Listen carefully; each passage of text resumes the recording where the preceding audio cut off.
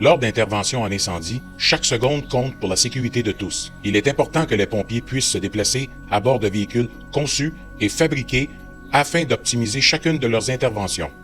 L'équipe Maxi Métal a le feu sacré depuis 1983.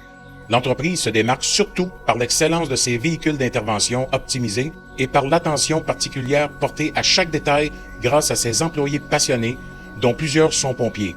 Quelques municipalités de Charlevoix sont dotées d'autopompes de la marque Maxi Incendie de Charlevoix.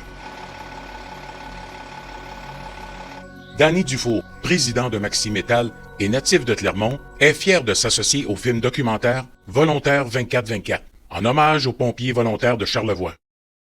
Mon premier call, ça s'est passé, on était dans un souper annuel des pompiers de la ville de Clermont. On fait toujours un souper par année. Puis on était en train de danser, le souper était terminé, on était en train de danser durant la soirée, puis notre Padjet a sonné. Fait que là, on est parti. Pendant le souper, on a abandonné tous nos invités, puis on est parti. C'était notre mission, c'était notre but. On est parti, on est arrivé ici à la caserne, les camions partaient en même temps que nous. Fait qu'on est parti avec notre véhicule, on est arrivé, c'était sur le chemin Snigol.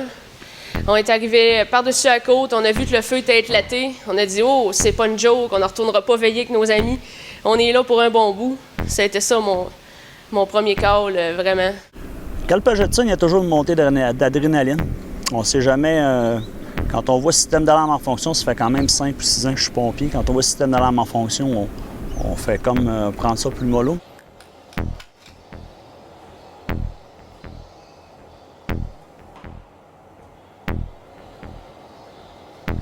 Quand c'est sorti des incarcérations ou feu de résidence, que ça monte en alarme, là on voit vraiment que l'adrénaline monte, puis on dirait que c'est un nouvel élan qui nous embarque, là. Même des fois, quand on a notre 8 heures de travail de fête, notre élan embarque, l'adrénaline embarque, puis c'est un nouvel air de vie. Il y a des gens qui se mettent de garde, c'est eux autres les premiers à venir. Si ça demande plus de personnel, deuxième alarme, il s'en vient ici, puis il s'habille, puis il embarque sur un des camions, puis on part. Puis là, le délai est très court. Moi, je m'attends qu'après 5 minutes de l'appel, j'ai des unités qui sont en direction. Il faut quand même rester prudent quand on vient ici à la caserne, on vient avec notre propre véhicule, donc on doit être sur le code de la sécurité routière, puis c'est pas véhicule d'urgence, c'est ton véhicule personnel. Donc oui, tu as une certaine adrénaline, mais il faut que tu la contrôles, parce qu'il faut que tu restes prudent, tu arrives ici. C'est un adrénaline qui est bon, c'est le fun. On a hâte d'arriver là-bas et de savoir ce qui se passe parce que c'est jamais pareil. C'est ça, l'adrénaline est vraiment incroyable. Si c'est quelque chose d'envergure, un feu éclaté, on y va en général. À ce moment-là, les appels se succèdent, là, à mesure, jusqu'à temps qu'on ait le personnel requis.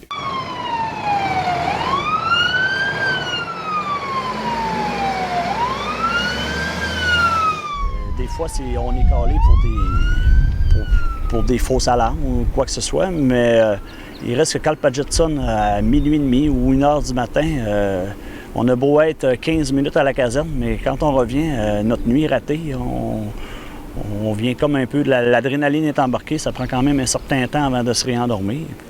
Puis des fois, après une journée de travail, quand on a un bon call, ça accote, là.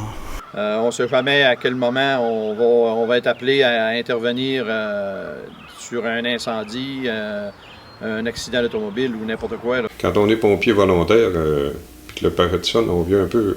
C'est ma conjointe qui me disait ça, tu viens fou. Mais c'est de la folie contrôlée, hein. Mais on dirait qu'il n'y a plus rien que ça qui existe, là. Sur le Padjet, ça rentre pire que c'est en réalité.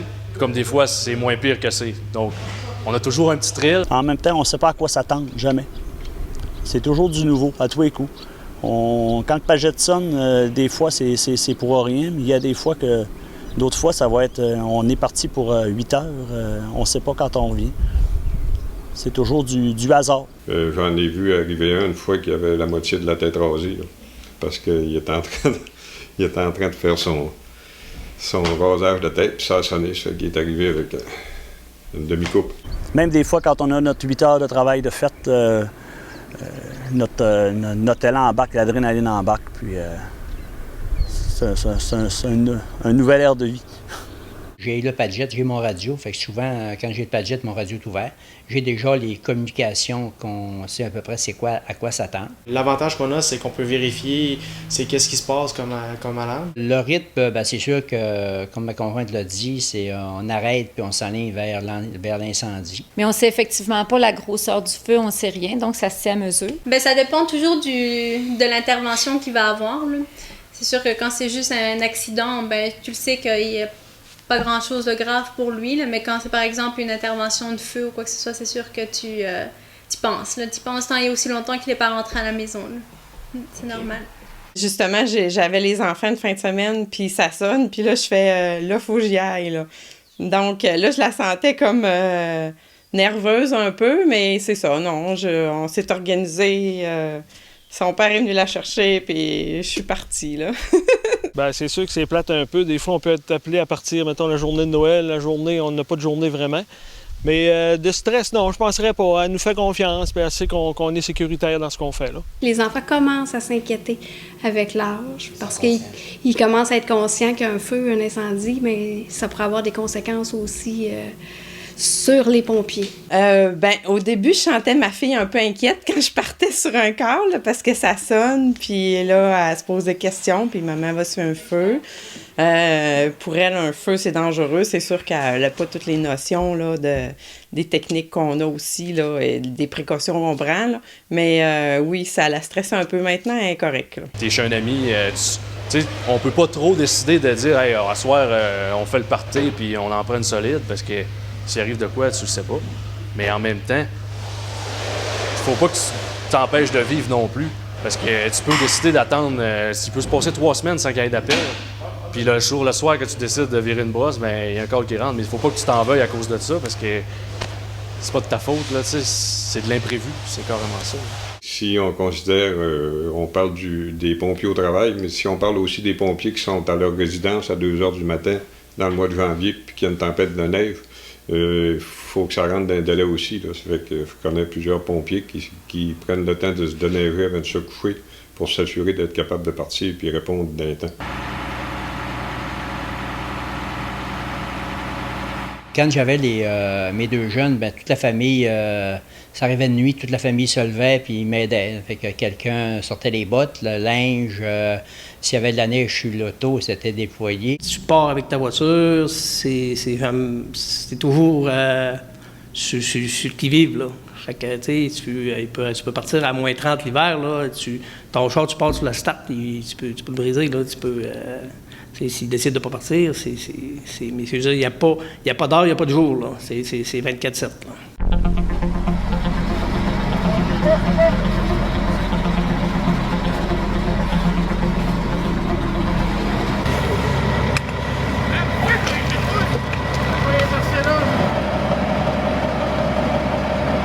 On ne sait jamais quand est-ce qu'on peut être appelé. Ça peut être dans le jour alors que tu es au travail, ou bien ça peut être pendant la nuit, pendant que tu dors.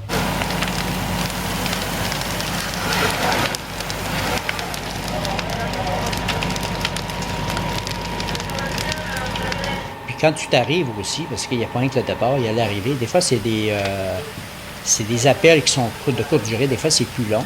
Ou des fois, quand tu rentres les 4 heures ou 5 heures du matin, ben là, tu arrives fatigué, un peu de... L'adrénaline est encore là, fait que c'est une autre affaire. Tu es toujours relié au Padjet, tu sais jamais quand est-ce qu'il va sonner, tu sais jamais ni le moment, ni le temps, c'est la nuit, c'est le jour, c'est le samedi, c'est le dimanche, c'est n'importe quand. Je pense que c'est un peu l'inconvénient un peu de ça aussi au niveau familial, parce que quand ton Padjet sonne, de jour, pas de problème, de soir, à 9-10 heures, pas de problème, mais de nuit, quand le Padjet sonne à 2 heures ou 3 heures, je pense que tout le monde se réveille. Je souhaite aujourd'hui remercier les pompiers volontaires de ma circonscription qui, chaque jour, font preuve d'une grande détermination, de courage et de disponibilité dans le cadre de leurs fonctions. J'ai énormément de respect pour chacune des brigades que vous représentez et je souhaite vous dire personnellement que vous constituez une source d'inspiration pour moi-même, mais également pour notre population. Je vous remercie pour votre travail et je vous souhaite surtout de continuer avec autant d'enthousiasme et de respect que vous le faites pour nos citoyens. Ça m'a toujours fasciné un petit peu de voir que à 2-3 heures du matin, là, ça arrive en convoi à la station, puis ça part. Fait que c'est quand même beau de voir ça aller. Là. Les gars sont quand même dévoués. Puis on voit que beaucoup de gens là-dedans ils adorent le métier, donc même s'ils sont volontaires, si on veut, là, mais on voit qu'il y en a qui prennent ça à cœur, puis c'est beau de les voir travailler. Il faut apprendre à fonctionner un peu nous autres mêmes là, avec ce qu'on a à faire, puis le prendre quand il est là, puis quand il n'est pas là, il est parti, bien à ce moment-là, on s'organise quand même. Là. Bah, t'as un padjette à côté sur la cuisse quand tu t'habilles le matin, jusqu'à temps que tu te déshabilles le soir. C'est à la tête du lit la nuit, puis ça n'a pas d'heure, ça, les événements, ça fait que c'est 24 heures sur 24. C'est ta conjointe, durant ce que tu t'habilles, qui regarde le call ou ce que t'es pour t'enligner. Ça fait que quand t'arrives à la caserne, t'as déjà l'adresse en tête. Puis l'incendie, ben c'est pas une chose que tu te poseras pas de questions. Tu diras pas, bon, j'y vas-tu pas, hein? Ça sonne, on part. Peu importe ce qu'on fait, on part, on s'en va. Fait que pour la famille, c'est pas évident non plus. Puis c'est des inquiétudes. Quand on part, on peut pas rappeler pour dire, ben là, regarde, là, sur 538, là, ça va pas bien, mais il n'y a pas de problème. On peut pas lui dire ça. Ça fait qu'il attend à la maison, puis il souhaite que ça aille bien. Indépendamment elle s'informe toujours de c'est quoi ma sorte de call.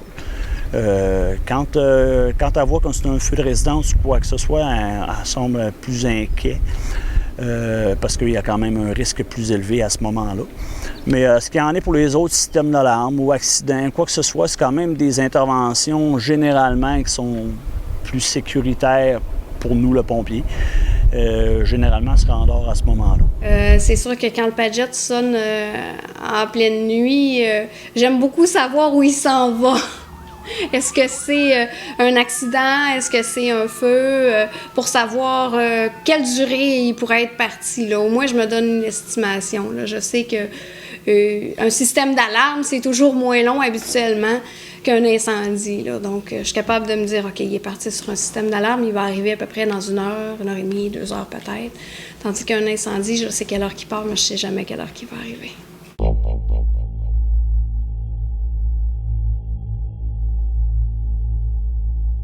D'ailleurs, en entrevue, c'est une des questions que je pose au candidat ou à la candidate, c'est est-ce que ta famille est au courant de ton désir d'être pompier volontaire? Parce que ça donne beaucoup de contraintes aux familles et à l'entourage proche. Je donne un exemple. Si tu as un party d'organiser puis qu'il y a une alarme incendie qui sonne, souvent, il faut quitter pour aller répondre au feu. Puis, dans l'ensemble, c'est ce que tout le monde fait. C'est que le party finit là, puis ça, il faut le considérer. Comment je réagis quand on est en train de souper, un exemple, puis qu'il arrive un appel de feu, là, le padjette sonne, la vie s'arrête. Ah, là, c'est le stress total, il faut regarder c'est quoi le padjette. Là, t'arrêtes de manger, puis c'est la course, je m'habille, je pars. C'est réellement, comme je disais, il n'y a pas d'événement. C'est la priorité maintenant, c'est le feu. Donc, il part, puis il fait toutes ses affaires, puis il s'occupe plus du reste. Là. C'est vraiment comme ça que ça fonctionne. T'entends l'appel, puis whoops, il est parti.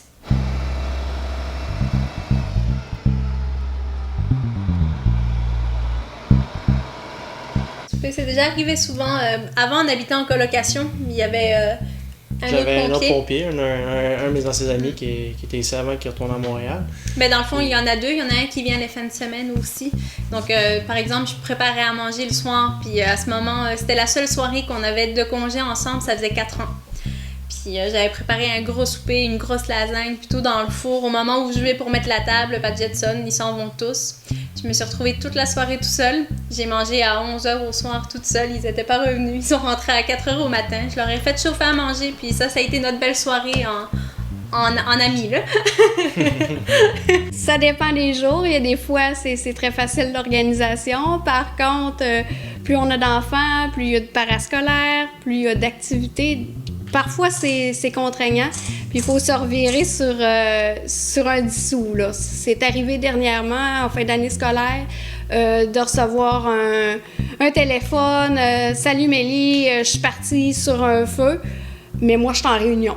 Donc là, on prend le cellulaire, on appelle la gardienne, on demande est-ce que tu pourrais la prendre en charge pour quelques minutes supplémentaires? Je vais faire de mon mieux pour arriver le plus tôt possible. Il faut apprendre à fonctionner, être une épouse d'un pompier, c'est sûr. Il faut au départ être une personne très, très autonome parce qu'ils peuvent partir n'importe quand, n'importe quelle occasion, n'importe quel moment. C'est 7 jours sur 7, 24 heures par jour. Quand je suis de garde, ça m'oblige quand même à ne pas prendre d'alcool, à rester apte à répondre, rester dans un périmètre apte à répondre. Mais ça arrive parfois que les enfants aussi demandent « Il est où papa? » Parce qu'un matin, ils peuvent se lever « Papa, il est parti sur un incendie » ou « Ça fait quelques heures qu'il est parti. » Quand ça fait au moins 2 heures ou 3 heures qu'il est parti, je pense qu'il y a eu un malheur. En mon nom et ceux des employés du IGA Gravel à Clermont, nous tenons à souligner le travail des pompiers volontaires de la région de Charlevoix et de notre municipalité. Ils sont là pour nous 24 heures sur 24, 365 jours par année. Aussi, je veux souligner l'implication des pompiers au sein de notre région. Les pompiers font du porte-à-porte pour la prévention ainsi que dans les écoles. Alors, merci beaucoup de veiller sur nous et de veiller sur nos enfants. C'est quand même une jeune carrière de pompier que j'ai depuis 5 ans. Le feu du centre-ville restera quand même probablement longuement dans les annales des plus grosses interventions de ma carrière. Je venais de finir de travailler, je venais à peine d'arriver à la maison dans le coin de 4h30, puis le Padgett a sonné, puis je venais de faire un chiffre de 8 heures au travail. Padgett a sonné, puis on a rembarqué, on a fait 23 heures d'intervention. Suite à ça, plus mon 8 heures de travail. Puis ça a été vraiment un feu impressionnant. Il était un bout, on a toujours gardé le contrôle, mais c'était un volcan. Moi, je suis parti de l'école à Québec. En venant juste ici, ça m'a pris 2 heures de venir ici, me changer. Après ça, j'ai été 7 heures dans l'intervention, je suis retourné à l'école après ça. Il a fait 2 heures de route de voiture pour retourner à l'école. Puis il revenait cette journée-là à 4 heures ici à la Malbaie. Parce qu'il travaillait le soir au Maïs. C'est qu'il a fait sa journée d'école, puis il est revenu travailler après. J'ai dormi 2 heures durant ma journée. Ça s'est quand même tout bien passé. Il n'y a pas eu de vie qui a été mise en danger. Il n'y a personne de mort, personne de blessé. Mais il faisait quand même froid, on était glacés. C'était une intervention difficile, longue, puis impressionnante. J'étais pas sur les lieux. À ce moment-là, ma mère était à l'hôpital, donc j'ai quand même vu l'incendie à partir de l'hôpital. Par contre, je trouvais que le temps était long. Après 23 heures, tu te demandes, il va arriver quand? Et dans quel état? Il était très épuisé. J'ai quand même eu un contact à un moment donné avec lui. Il m'a appelé, il m'a dit que ça allait bien, il voulait des vêtements. C'est arrivé à quelques occasions que j'ai eu besoin d'aller lui porter des vêtements sur un incendie parce qu'ils viennent très mouillés avec leur bunker. Donc, des fois, ils demandaient des vêtements. Mais quand ils appellent, c'est rassurant. J'étais pas en fonction d'ambulancier, mais j'étais au service d'incendie. J'étais de garde, comme officier de garde à ce moment-là. Moi, j'étais dans un autre secteur qui était à l'opposé pour combattre l'incendie. Fait qu'on avait une équipe de travail. Fait qu'on a travaillé beaucoup au niveau de la rue Saint-Étienne. Moi, c'était mon secteur. Communication directe avec le PLC qui était au niveau du pouvoir de la comporter. Puis c'était un feu intense avec beaucoup d'imprévus. Premièrement, c'est des vieilles bâtisses avec des structures de bois de différents niveaux avec toutes sortes de petites pierres à l'intérieur. On a vu énormément de fumée également. On a eu beaucoup de chaleur. Puis en même temps, on a eu du froid. On a baissé, je pense, à au moins 20. Puis dans la nuit, on a eu quelques pousses de neige. Ça fait qu'on a eu un beau mélange pour que ce soit difficile au niveau physique. Puis c'est ça qui a été peut-être le plus difficile. C'est sûr que oui, le feu du centre-ville, ça a été un feu important parce que c'était long en temps, c'était froid, il y avait des conditions qui n'étaient pas idéales là-dedans. Ça fait que moi, en tout cas, c'est celui-là que j'ai trouvé qui était vraiment le pire, qui était le plus long, puis qu'on ne savait pas vraiment comment ça allait non plus, comment ça allait arriver. Puis quel impact ça allait avoir aussi au niveau du centre-ville, au niveau des magasins, au niveau quel impact ça allait se rendre jusqu'où, on ne le savait pas. J'étais officier responsable à ce moment-là. C'est moi qui coordonnais au PC avec Mme Marié. À ce moment-là, on est arrivé dans les premières minutes suivant l'appel sur les lieux pour diriger l'intervention qui s'est suivie pour plusieurs heures jusqu'au lendemain. Il y a un pompier de la Malbaie qui me dit « Arrose le feu là ».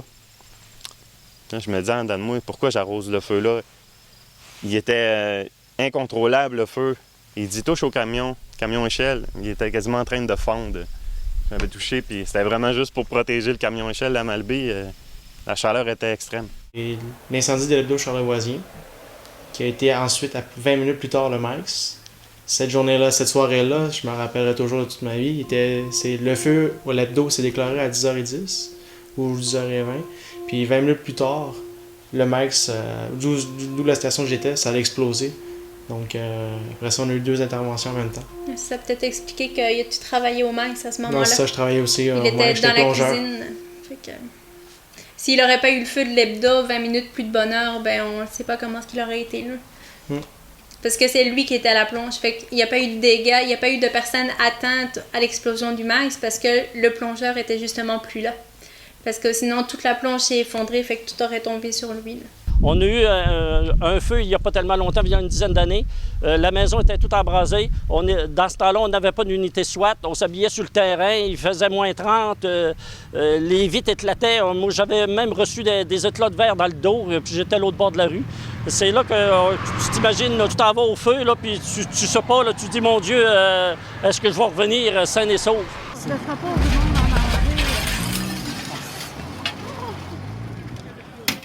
Oui, presque perdu l'équilibre, mais c'est quand tu t'en attends pas, des fois, c'est un état que c'est un réflexe. Là. C'est comme l'instinct humain qui sort de d'entre nous. Antoine, il était dans les premiers intervenants, puis il a comme fait de place un peu vite, puis il en est reparlé, ça va, c'est correct. Lorsqu'on est arrivé sur les lieux, il y avait l'opérateur qui descendait les 2 personnes sur la Bonne-Fontaine. Donc moi, j'étais côté helper. Donc j'ai dû intervenir avec une lance de première attaque. Le bâtiment était en embrasement généralisé, donc tout était en train de pyrolyser, atteindre leur combustion complète. Et j'étais en train d'établir mon tuyau et tout, devant la bâtisse tout. En même temps, moi puis l'opérateur et moi, on a remarqué que le poteau électrique commençait à prendre feu. Donc, c'est sûr que l'électricité, faut pas rigoler avec ça non plus. Puis, à l'instant même, lorsque je me servirais de bord pour installer ma lance, j'ai vu des signes et symptômes d'une boule de feu, justement. Donc, en regardant à ma droite, j'ai vu de la fumée qui s'est compactée, sortie. Donc, lorsque j'ai senti la boule de feu derrière moi, j'ai fait un grand saut. Mais l'adrénaline est là, puis après ça, dans ce temps-là, tu n'as pas le temps de penser à ça. Tu penses à aider quelqu'un qui est mal pris. Au nom des citoyens, des citoyennes de Baie-Saint-Paul, je salue le travail très professionnel qui est fait par notre service d'incendie, par nos pompiers et l'ensemble des corps d'incendie de tout Charlevoix. Dans le cadre des fonctions, il y a eu le feu du domaine Fort-Vite, que c'était ma première intervention comme directeur des incendies. Avant ça, c'était M. Rentlement-Tremblay qui était là. Le feu des Sablons, c'était un très gros feu aussi. C'est des vieux bâtiments qui sont en bois. Puis c'est des interventions que le temps d'intervenir fait que des fois, tu arrives, c'est embrasé en grandeur, puis tu n'as plus grand-chose à faire. Au domaine Fort-Vite, ça a été une autre situation quand le feu a pris, parce qu'il y avait eu une explosion aussi à l'intérieur. Fait qu'à un moment donné, tu sais, diriger les hommes, c'est quoi qu'on fait, là, c'est tout toi qu'il faut qu'ils prennent des décisions. C'était plus encore le domaine Fort-Vite là, qui a fait que ça a été un gros feu, puis une grosse expérience là, de travail. Comment planifier les équipes, puis l'intervention de la machinerie, là, quoi faire pour arriver à sauver le plus possible. On a eu les incendies de la Tourbière où on a fait appel aux pompiers de les éboulements en entraide. Mais ça fait partie de l'entraide là, qui est négociée au niveau de la MRC, là, au niveau du schéma de couverture de risque. Mais ça a été les seules fois qu'on a pris du monde extérieur. On a eu quand même des bons feux. Mais on s'est toujours organisé avec ce qu'on avait là, chez nous. Le traversier, c'est automatique. Si on appelle l'entraide, le traversier s'en va tout de suite aux éboulements, attend que les gars arrivent puis nous les ramène tout de suite. C'est comme le service ambulancier, c'est exactement la même entente là, avec le service de traversier. Là. Je travaille de soir à l'usine, je m'en viens chez nous pour la nuit. Je suis rentrée le lendemain matin à 8 h. C'était un horaire comme ça, mais c'était pas grave. Mais pendant la nuit, on a un appel, sur la fin de la nuit, on a un appel, puis je me dis, je peux pas y aller. Mais je dis, je vais y aller avec mon véhicule parce que je travaille à 8 h, fait que je sais pas à quelle heure je vais revenir. Je pars avec mon véhicule, j'arrive à l'usine. C'est à l'usine le call, j'arrive à l'usine, habillée en pyjama encore une fois. Puis mon bunker était dans le camion. Là, j'arrive, mon capitaine me dit, Marie, habille-toi, mais reste dans le camion. Ça pourrait être quelqu'un que tu connais. J'ai dit, OK, c'est beau. Je l'ai écouté, je me suis pas estinée. Parce que oui, c'est sûr que c'est quelqu'un que je connais. C'est quelqu'un que j'ai rentré la même journée que lui à l'usine, la même date d'embauche. J'ai pris l'autobus avec quand j'étais jeune. C'est sûr que j'en suis entièrement reconnaissante envers Daniel Boudreau qui m'a dit « Marie, s'il te plaît, reste ici, fais d'autres choses. J'aimerais ça que tu gardes un bon souvenir de la personne. » Puis comme de fait, ben j'ai un bon souvenir de la personne. Je le vois encore comme s'il n'y avait jamais eu d'accident. Dans ma tête, c'est ça. Malheureusement, il est décédé aujourd'hui. Je vais rester avec le beau souvenir au moins. Je ne le verrai pas avec le visage qui était pas beau. Parce que je me disais, tu sais, j'ai pas aimé ça, le fait d'avoir un call à l'endroit où je travaille. Parce que c'était certain que cette personne-là, je la connaissais. Un de mes chums, là, qui s'est planté avec son avion du côté sud de l'île.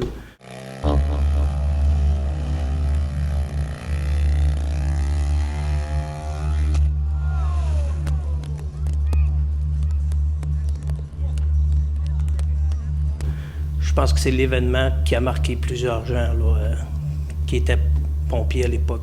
Puis ça a été... c'est sûr que celui de mon chum avec son avion, là, ça a été le majeur.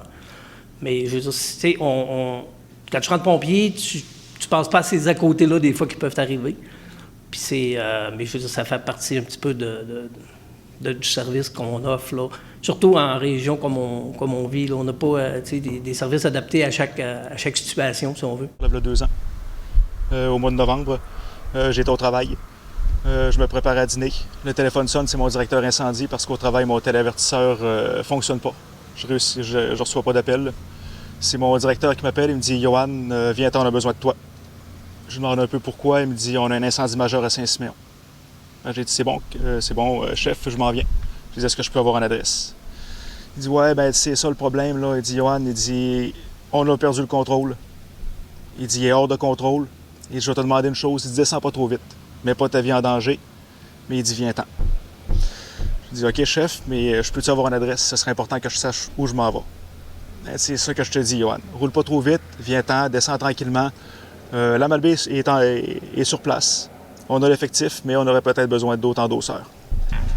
Là, je vois que c'est pas normal. Je lui demande « OK, chef, aucun problème, je peux-tu avoir une adresse? » Ben, c'est ça le problème, Johan, c'est chez ton frère. Il dit, il me donne l'adresse. Donc là, je savais que je m'en allais sur un incendie et feu de résidence chez mon frère. Je raccroche le téléphone, j'ai pas de détails, je sais pas s'ils sont en dedans, je sais pas s'ils sont partis, je sais pas vraiment qu'est-ce qui se passe. J'ai 15-20 minutes de route à faire, ça a été les 20 minutes les pires de ma vie, je vous dirais. Là. Ça a été assez intense. Rendu sur les lieux, j'avais déjà un habit de combat dans mon véhicule. Rendu sur les lieux, j'arrive en course. Mon directeur me voit arriver, il prend par les épaules. Il m'explique, Johan, c'est une perte totale. On a perdu le contrôle, on essaye de sauver les bâtiments autour. Va endosser, j'ai besoin de toi. Moi, la première question que j'y pose, aucun problème, où est-ce qu'ils sont? Il a fait le malheur de me répondre, je sais pas. Je sais pas, Johan, où ils sont.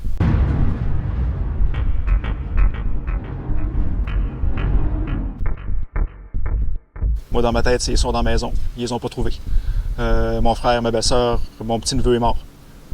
Fait que j'ai voulu foncer vers la maison. Là, il m'a repris par les épaules avec un autre collègue. Ils m'ont dit, regarde, Johan, ils sont pas dans la maison. On sait pas où ils sont, mais ils sont pas en dedans. Là, le stress a débarqué, puis ça a été une intervention normale. Comme sur n'importe quelle maison, on n'a pas le choix. Il faut être capable de tracer la ligne entre un membre de la famille puis un résident quelconque de Saint-Siméon. Là. Il y a peut-être un accident qui a eu vraiment un blessé grave, que c'était un jeune qui avait 2 ans de plus jeune que moi, dans le fond que je connaissais. Sur le moment, il était tellement magané que je ne l'ai pas reconnu. C'est après, j'ai fait je le connais. Il était magané pas mal, mais j'étais inquiète un peu de savoir comment est-ce qu'il allait aller. Finalement, là, une couple de mois, j'ai su qu'il était bien correct, il était sorti de l'hôpital, puis il était en pleine forme. Bien, c'est sûr que quand on pense chez nous à l'île, comme c'est dans tous les petits villages de Charlevoix, on s'attend à connaître. Si on s'en va sur un accident d'automobile, il y a des grosses chances qu'on connaisse les personnes impliquées. Oui, c'est sûr qu'un petit village comme ça, on a des amis, souvent des accidents de voiture, on ne sait jamais à qui ça va arriver. Moi, ça m'est arrivé à Irène encore, le gros accident qu'il y a eu avec le petit gars de Clermont. Le jeune de Baie-Sainte-Catherine, c'est un jeune avec qui je suis allé à l'école. C'est un ami d'enfance. Puis ça marque à chaque fois qu'on arrive sur une intervention comme ça. Là. Mais il faut encore une fois tracer la ligne. Puis travailler en professionnel, on n'a pas le choix. Personnellement, j'ai été impliqué dans un gros accident que mon fils a eu. Puis quand ça se fait, c'est un mécanisme qui se fait. Moi, j'avais un camion. Puis quand je me suis envenu avec le camion, je parlais à mon chef, puis on s'est organisé dans le fond pour que quelqu'un arrive puis qu'il prenne la responsabilité du camion comme moi j'avais pour aller en assistance pour assister mon fils là, qui avait eu l'accident d'automobile. Mais je veux dire, on s'attend à ce que ce soit... Tu t'attends à ça. Là. Parce qu'on est des petits milieux, là. Fait que c'est sûr que quand tu pars, ce qu'on souhaite toujours, c'est que ça soit rien de grave, que ce soit un incendie, un accident automobile, et puis qu'il n'y ait pas de vie en jeu.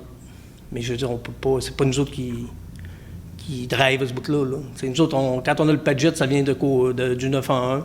Fait que la situation, quand on arrive, c'est marqué feu de maison, feu de cheminée, mais je veux dire, commencer quand on arrive, on le voit en arrivant. Sur les lieux. Il y avait eu mort d'homme là, dans un incendie qu'on avait eu. Là.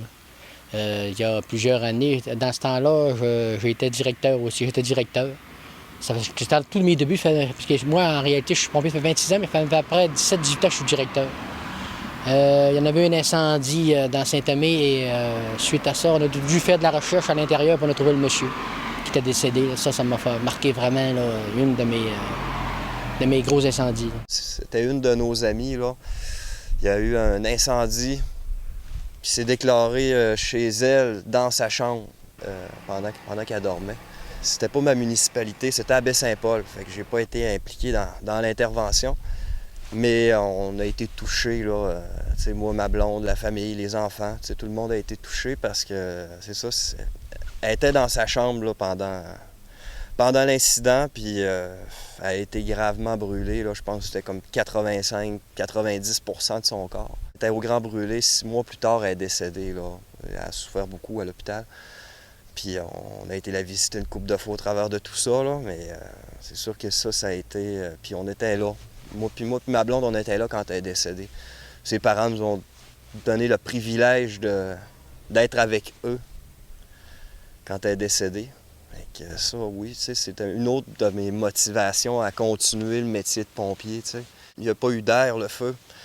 La porte était fermée, il n'y avait pas de détecteur de fumée dans sa chambre. Le détecteur était à l'extérieur. Les pompiers connaissent un petit peu le principe du feu.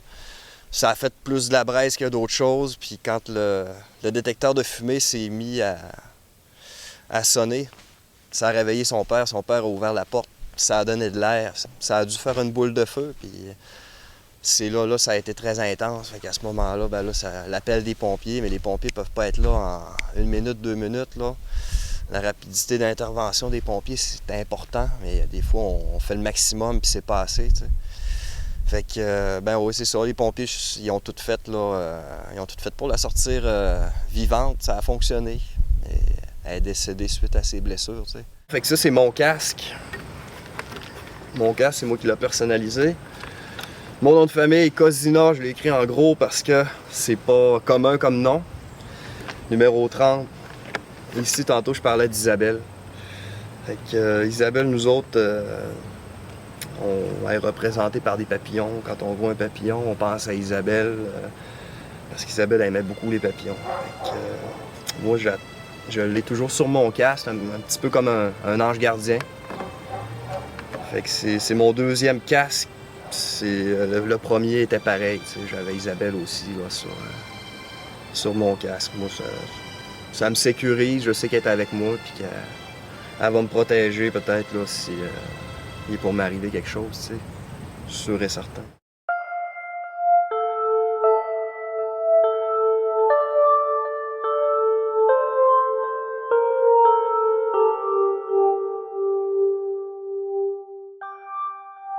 J'en ai, mais c'est pas des faits que je veux parler. On a eu des décès, on a eu toutes sortes de choses, puis c'est des faits qui sont trop difficiles pour être capable de discuter de ça et parler de ça. On en parle un petit peu en groupe des fois, on a eu de l'aide. Heureusement, aujourd'hui, ça fait partie où on a de l'aide. Mais c'est sûr que dans 30 ans d'incendie, puis d'accidents, puis tout le kit, tu vois toutes sortes de choses, puis c'est pas évident.